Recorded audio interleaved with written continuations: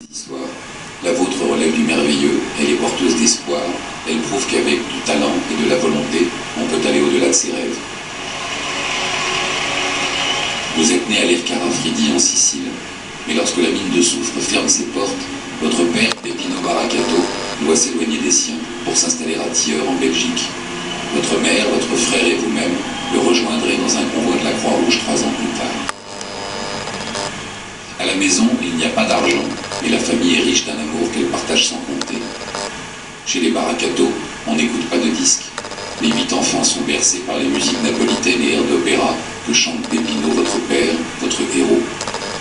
À 10 ans, vous faites vos premiers pas devant un public en chantant O Sole Mio. Peppino, déjà fan, croit en vous plus que vous-même. Il va tout faire pour que son fils réussisse. Avec son maigre salaire, il fait graver 500 disques et part les vendre un à un dans les cafés. Quelle preuve d'amour. Aussi, lorsqu'il vous verra en première partie d'un concert de Johnny Hallyday de Michel Polnareff, votre idole, il saura qu'il a eu raison de croire en vous.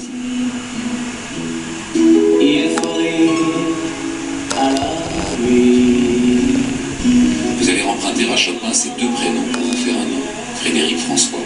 Et pour tous vos fans, ce nom est synonyme de romantisme, d'amour, de glamour.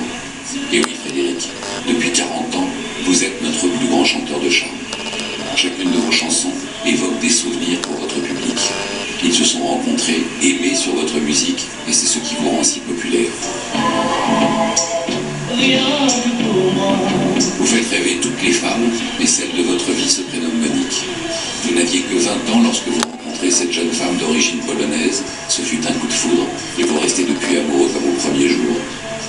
Le petit Francesco Baraccato, qui jouait de la guitare auprès de son père dans les charbonnages en Belgique, a réalisé tous ses rêves d'enfant et bien davantage. Voilà, Frédéric, votre vie pourrait vraiment être un roman, mais c'est à vous seul qu'il appartient d'en écrire la suite.